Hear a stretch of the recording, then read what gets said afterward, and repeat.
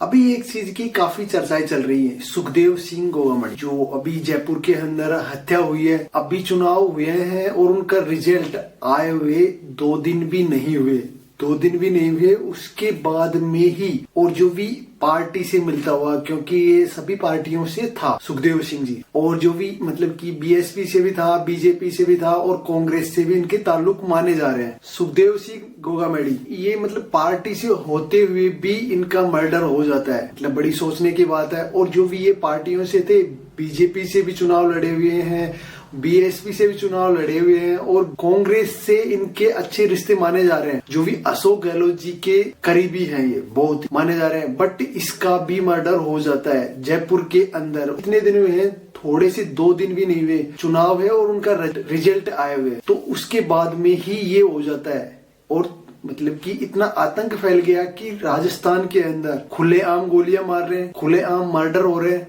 मतलब यही चल रहा है। कुछ सरकार का डर वह ही नहीं है कि क्या होगा क्या नहीं होगा, क्या करेगी या नहीं करेगी सरकार, मतलब कि बिल्कुल भी कुछ भी नहीं है।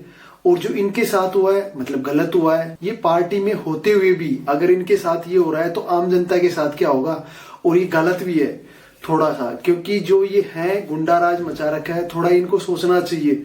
जो भी पॉलिटिक्स वाले हैं या फिर किसी से भी ताल्लुक मान लो, क्योंकि अब बिश्नोई गैंग के मान रहे हैं, ये इनको बता रहे हैं, बट ताल्लुक तो गवर्नमेंट से होंगे ना इनके, कुछ न कुछ तो है। सुखदेव सिंह गोगामणि उनके घर में जयपुर में जो उनकी हत्या कर दी गई, विवादों से कैसे नाता रहा है। लॉरेंस बिश्नोई की गैंग ने कैसे हत्याकांड को जिम्मेदारी ली है और उनके गुर्गे दिन दहाड़े इन्हीं के घर में भिजवा कर इन्हीं की हत्या करवा दी।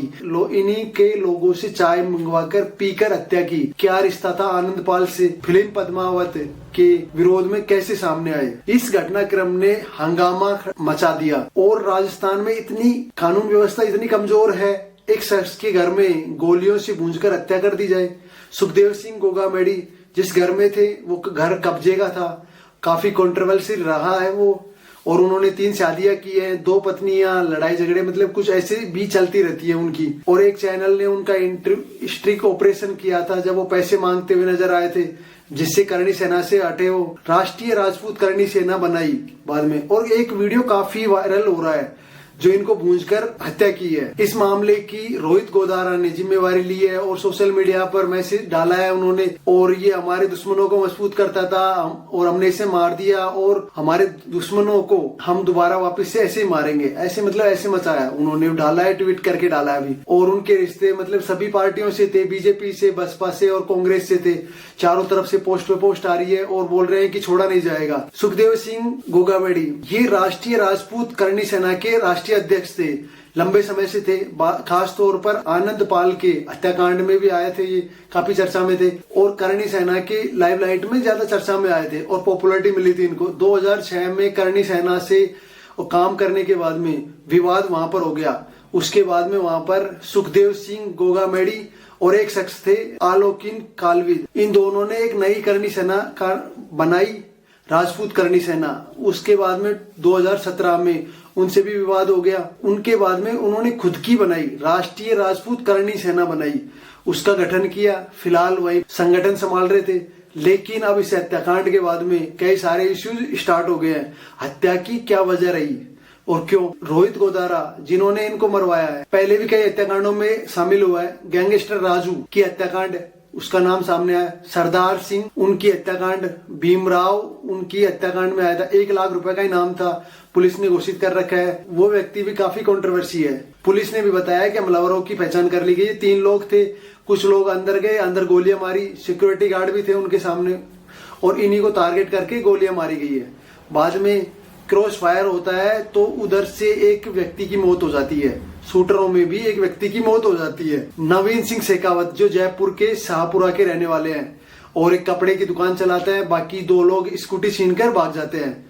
बाकी उनको पहचान लिया गया है, पुलिस बता रही है। वैसे ये तमाम जो लोग हैं दरअसल परमिशन लेकर आए थे, सिक्योरिटी गार्ड से बातचीत हुई थी। गोगामणि के कहने के बाद में ही अंदर आने दिया था इनको। गोगामणि से बात करते हैं और चाय पानी पीने के बाद में अपने गोलियां चलती हैं, गोलियां चलने की आवाज आती है। वीडियो आया था, वीडियो इतना खतरनाक है कि आपके रोंगटे खड़े हो जाएंगे। और गोगा मेडी पर जो गोलियां चली हैं वो परेशान करने वाली है। सीसीटीवी फुटेज आई थी जो मतलब परेशान करने वाला है। और जो भी है गोलियों की आवाज, सिक्योरिटी गार्ड को आवाज सुनाई थी, उसके बाद में वो अंदर गए और वहां से वो भी गोलियां चला देती है। और वहां से उनकी एक व्यक्ति की जो मारने आए थे उनमें से एक की मौत हो जाती है। भादरा विधानसभा से बहुजन समाज पार्टी से चुनाव लड़ा था।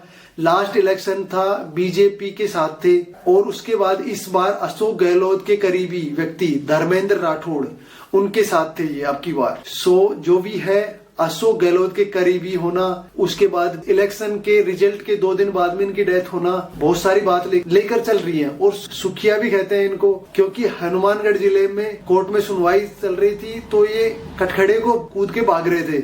उसके बाद में सुखिया नाम रख दिया था इनका। पद्मावत जब रिलीज हुई थी तो पैसे वैसे मांगने की बात सामने आई थी, काफी सारे बातें रही इनकी हत्या की गई है वो काफी डराने वाली है। कानून व्यवस्था को लेकर मतलब किसी व्यक्ति पर है ही नहीं।